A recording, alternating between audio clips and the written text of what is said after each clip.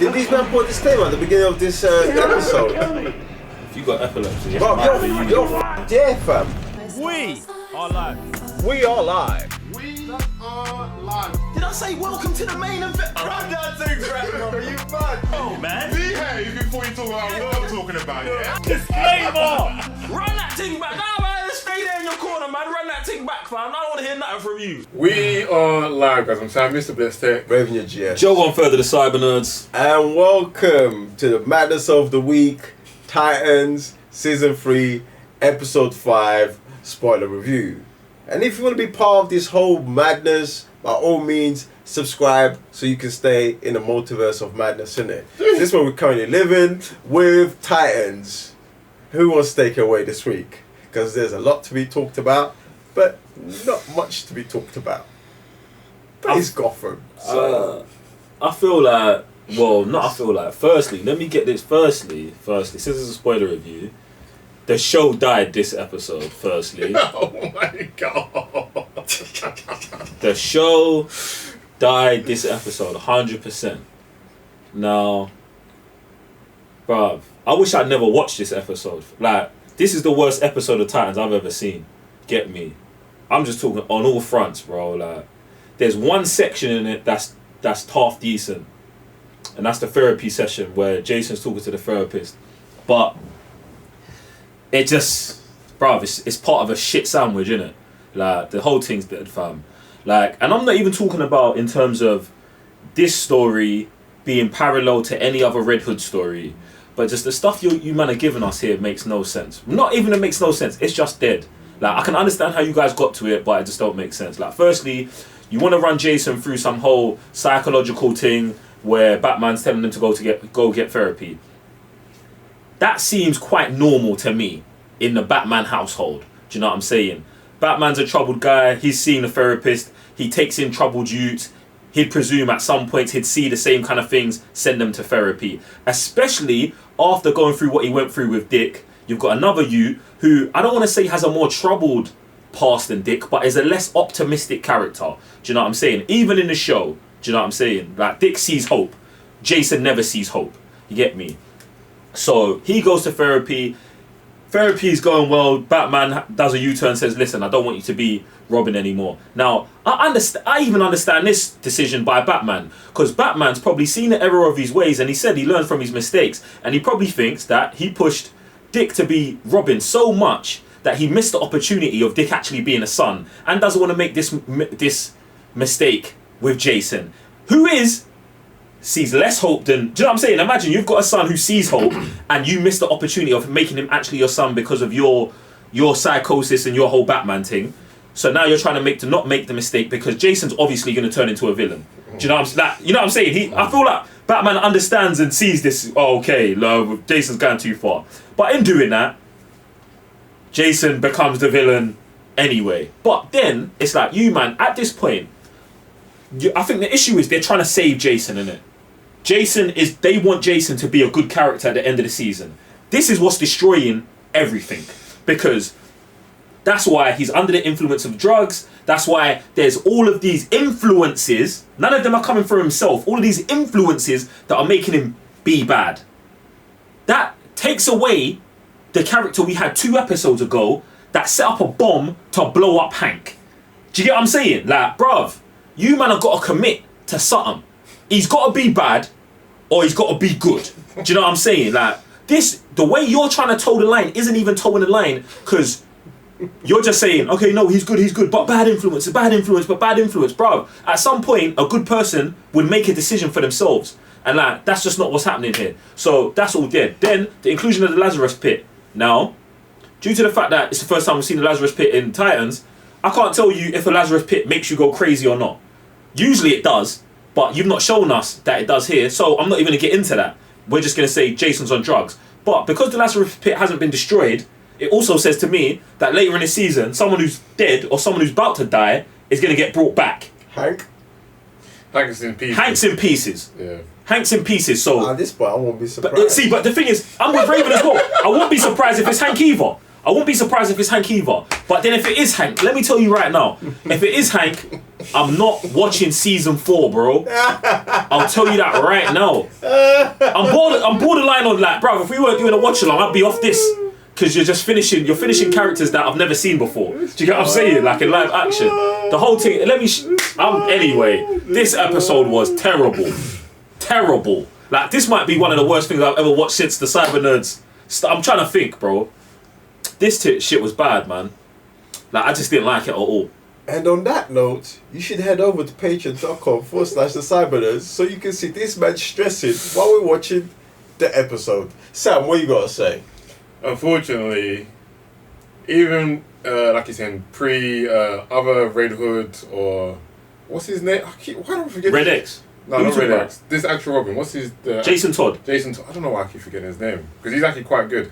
Him as a character himself, even though he's misunderstood, even though he needs to train on Batman, he has his own kind of ways about going about things. He's still a likable character. You still kind of understand why he goes about things or why he does something. Even with Under Red Hood and the Outlaws, all those kind of alliterations of this character. But here, he's just downright unlikable. Like, I even this previous episode, or even the previous seasons, I kind of trying to recall back. It's like, I don't want this guy to go down the wrong path because I'm like, and I'm stuck. Because then I actually don't care. And that's what's mad. Like, he's underneath the tutelage of Batman.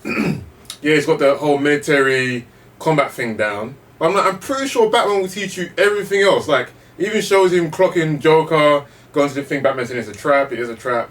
But he shows no will of smarts or anything. So I'm really complex and confused how now Scarecrow's running Gotham too. Cocaine is a hell of a drug. Oh my god. No. Scarecrow running Gotham, see, that makes sense to me. Because he's on a payroll. Do you know what I'm saying? Yeah, fam. Like, that's the only thing I thought was, like, interesting on this episode. Because I was like, oh, he's outside doing all this stuff, but he's still inside. That to me tells me, yo, I don't need to be on the outside anymore, running around like a common crook. I can be inside and no one's paying attention to me. The police commission's still paying me, and I'm paying these men off inside the prison. You even ask, yo, why are these men in here not in coffins? In cuffs? I don't know. Do you know what I'm saying? Like, because he doesn't seem like that. I'm not saying, in fact, they've not shown me that level of. But they showed us a lot of things, bro. Exactly. They just threw the Lazarus pit and said, oh, Ra's al Ghul left us a nice gift that Batman doesn't even know Batman. Batman don't know what's going on in Gotham. Even though when I heard that line, I was like, okay, maybe because, whatever. But they've left so many plot holes everywhere. So they left so many Lazarus pits everywhere. I'm like, I'm not limited. Lazarus pits. Bro, I'm done. I'm literally done, bro. There's no way, no, the disrespect. I'm gonna say it. Disrespect is mad. Disrespectful, bro. Yeah, it's bad. Then they try to have that emotional scene with the chick at the end of the episode. Like, bro, every episode, or every season, they try to tie Jason to, like, in the last season it was Ravager. Yeah? Remember, like, the girl, like, he had to have that, like, they try to make his human side show out through a relationship with his girlfriend or a partner or a friend or whatever. Like, fam, it's not enough because he's a prick. Do you know what I'm saying? Like, it's not enough. Like, you said before, commit. Yeah, bro, having one person you care about is not enough. Like, he is a dickhead. Bro, he's bad. Like, you man ain't saving him. Do you know what I'm saying? And it's like, I think it's you. I think it's you lot who have actually done this wrong. Do you know what I'm saying? It's you, and this is what I was clocking. This is what I was clocking. It's you lot have done it wrong because it's like the character, yeah, of Jason Todd, bruv. He's supposed to die. Do you know what I'm saying? Like almost hot-headedly, but nobly. Do you know what I'm saying? Going after the Joker. He makes a mistake. He goes after man when Batman tells him not to, but dies and then comes back, and then the thing makes him crazy. Exactly. But because it doesn't make him crazy here, you're making it the character's personality to be this guy. So now it's his personality, whether he wants to remove his fear or not, he's just fully tapped. Bruv, I'm not taking this guy back. Like, do you know what I'm saying? Like, no. But there's one little thing I want to jump on that, because that's one thing I've clocked on this episode. I never clocked before, that the actor Todd is actually doing a pretty good job acting what he's doing. Do you know what I'm saying? Like, we're over here screaming, disagreeing, but his acting is having us, at least me, like emotionally involved, because your face, the way you're like, do you know what I'm saying? So you don't understand what you have. Do you know what I'm saying? Like, and it's mad, because if he was doing the right things with this actor, it'd be next level. Thank you. It would be next you know what I'm saying? sick. And I came to realization, he's a very good actor. He is. He's a very good actor. You know what's mad about that? Most of the cast is. Bro, the thing is, it's mad because usually with these kind of shows, yeah, like the DC shows, yeah, the acting, man can usually get on it. Bruv, no one's got no qualms with the acting here, bruv. Do you know what I'm saying? Even Joker's over there doing his Joaquin Phoenix Joker dance on the stairs. No, Joker, Scarecrow's the one's doing the dance, isn't it? No, Scarecrow's dancing, but that's dance. He stole that from Joaquin Phoenix's Joker. That's it. That's what he was doing. Oh, in the bathroom. Yeah, bruv. That's what he was doing. He was doing all of that. That's all I could think when I saw it. And I was like, even though that's happening, and it's so on the nose, like, I'm not against that, because for that character, like, the acting's fine. It's just the direction you man are taking the characters, what you're having, especially Jason's character. I feel like you man have not known what to do with this guy since like the second episode you introduced him. Like, his first introduction was fire, him being involved, but now we're all over the gaff, bruv. We're all over the gaff, bruv. Yeah. The only thing I can tell you lot is to head over to patreon.com/the Cyber Nerds, because the watch along, as much as we're ranting over here, the watch along is actually quite entertaining, because watch along the funeral. Oh yeah. It's mad. It's mad. But look, sprinkles, bro. Jump in the conversation below. Let us know your thoughts on this episode. Did you enjoy it? Did you not enjoy it? Do you disagree with what we're saying? Are there certain parts that you like? I need therapy after this. Do you need therapy? I mean, you do have us, the Cyber Nerds, for that, so subscribe if you haven't done so, because that's part of your therapy package, isn't it? And any other Cyber Nerds channel, because, you know, it's part of, you know, bro, you man, becoming a better person in life. He took you know, he's still there. He's still there. He took Jason to Crime Alley to tell him he don't need to be robbing no more, fam. There's a lot, bro. And to tell him, look, you can be my son, and then he lets him walk away. Who would do that? It doesn't make sense, bro. It makes no sense. Like, even though you man have finished this Batman, like, he's a finished Batman for you, man, which I quite like, because it's like, bruv, we've not. It's much like, you know, in Superman and Lois, we're seeing a Superman that we've never seen. He's a dad. He's got 2 kids. Like, bruv, it's a weird situation to be in. We've never seen a Batman in a situation we've seen here. So I'm fine with him, like, doing things I wouldn't associate with my Batman. But still, who does that?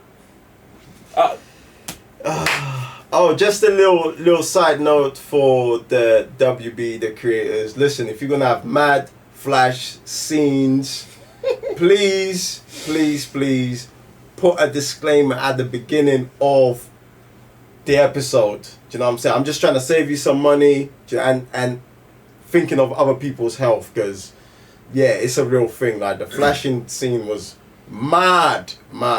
They didn't want to see. Obviously, it's still underneath one house, but they didn't want to show that they were copying the Batman trailer, innit? Exactly the same beatdown, bro. I was like, these man can't come up with the old moves. First they're taking Joaquin Phoenix is dancing, and then they go and take the beat down. These man are moving mad, bro. Where's the creativity at? And on that note, I'm Revenue GS. I'm sorry, Mr. Blitztek. Joe, one further to Cyber Nerds. I will see you back here for another Titans review. Peace.